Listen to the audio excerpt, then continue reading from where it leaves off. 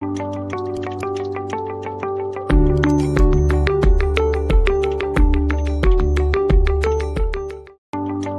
ফ্ৰেণ্ডসকল, অহম যাব আপোনালোকে সকলোকে স্বাগতম জনাইছোঁ। তো কেনেকুৱা আছে? নিশ্চয় ভালে আছে।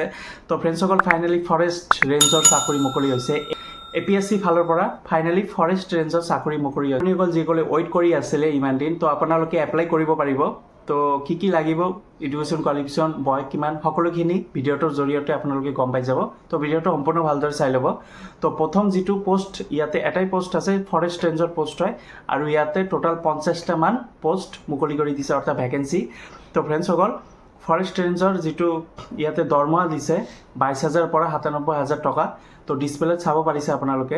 গ্ৰেড পে দিছে 10,300 টকা আৰু পে বেণ্ড PB3।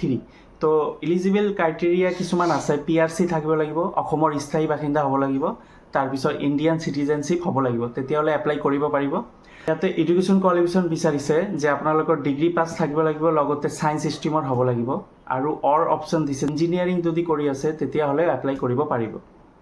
তো এজ লিমিট দিছে 21ৰ পৰা 38 বছৰ বয়স হ'ব লাগিব, তেন্তে এপ্লাই কৰিব পাৰিব। আৰু এজ ৰিলেক্সন পাবই। SC STৰ বাবে 5 ইয়াৰ্ছ, OBCৰ বাবে 3 ইয়াৰ্ছ এজ ৰিলেক্সন পাব।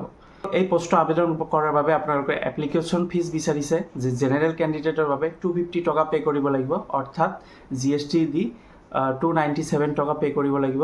তাৰপিছত OBC MOBCৰ বাবে 197, তাৰপিছত SC STৰ বাবে 47 টকা পে' কৰিব লাগিব। হাউ টু এপ্লাই, ইয়াতে এটা লিংক চাব পাৰিছে ডিছপ্লেত, http://apscrecruitment.in। এই লিংকত গৈ আপোনালোকে এপ্লাই কৰিব পাৰিব, কিয়নো এইটো APSCৰ ফালৰ পৰা পষ্টখিনি মুকলি কৰি দিছে ফৰেষ্ট ৰেঞ্জৰ।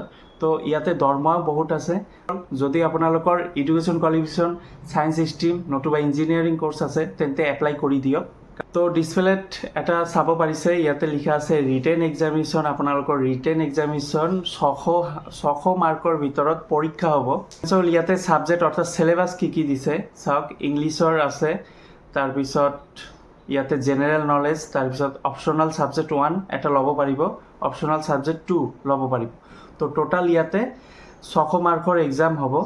তো ইয়াতে মাৰ্কখিনি দিয়া আছে। ইংলিছৰ 100 মাৰ্ক, জেনেৰেল নলেজৰ বাবে 100 মাৰ্ক, অপশ্যনেল ছাবজেক্ট যিটো ল'ব এইটো 200 মাৰ্ক, আৰু অপশ্যনেল ছাবজেক্ট 2 যিটো ল'ব ইয়াতেও 200 মাৰ্ক আছে।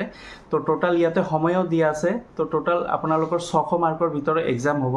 আৰু আপোনালোকে চইচ কৰিব পাৰিব ইয়াতে কি কি ছাবজেক্ট দিয়া আছে। Agriculture, botany, chemistry, computer application, তাৰপিছত জিঅ'লজি, তাৰপিছত মেথামেটিক্স, ফিজিক্স, তাৰপিছত ভেটেনাৰী ছায়েন্স, জুলজি। তো এইখিনি আপোনালোকে চইচ কৰিব পাৰিব 1 পেপাৰ ইচ ছাবজেক্টৰ বাবে। 75 মাৰ্কৰ ইণ্টাৰভিউ হ'ব, আপোনালোকৰ ৱাকিং টেষ্ট হ'ব। 75 অৰ্থাৎ 75 মাৰ্কৰ ৱাকিং টেষ্ট হ'ব, মেডিকেল এক্সামিনেশ্যন হ'ব। তো এইখিনি হোৱাৰ পিছত তাৰপিছত আপোনালোকৰ ৰিজাল্ট দি দিব, যিটো ফাইনেল ৰিজাল্ট হয়। তো ফ্ৰেণ্ডসকল, এইটো APSCৰ ফালৰ পৰা ফৰেষ্ট ৰেঞ্জৰ চাকৰি মুকলি কৰি দিছে। ফ্ৰেণ্ডসকল, এইটো এপ্লাই ষ্টাৰ্ট হ'ব জুন মাহৰ 21 তাৰিখৰ পৰা, আৰু এপ্লাই লাষ্ট ডেট হ'ব 20 জুলাই তাৰিখৰ। তো last date of submission fees, আপোনালোকৰ এপ্লিকেশ্যন ফিজটো 22 তাৰিখলৈকে এপ্লিকেশ্যন ফিজ ছাবমিশ্যন কৰিব পাৰিব। তো ফ্ৰেণ্ডসকল, ইয়াতে দৰমহা বহুত দি আছে। এইটো চাকৰিটো ভাল হয়। আপোনালোকে যিসকলে ছায়েন্স ষ্ট্ৰীমৰ ষ্টুডেণ্ট আছে, যিসকলে গ্ৰেজুৱেশ্যন কৰিছে, সিহঁতে এপ্লাই কৰিব পাৰিব। পাব্লিক ছাৰ্ভিচ কমিশ্যন ৱেবছাইটত গৈ আপোনালোকে এপ্লাই কৰিব পাৰিব।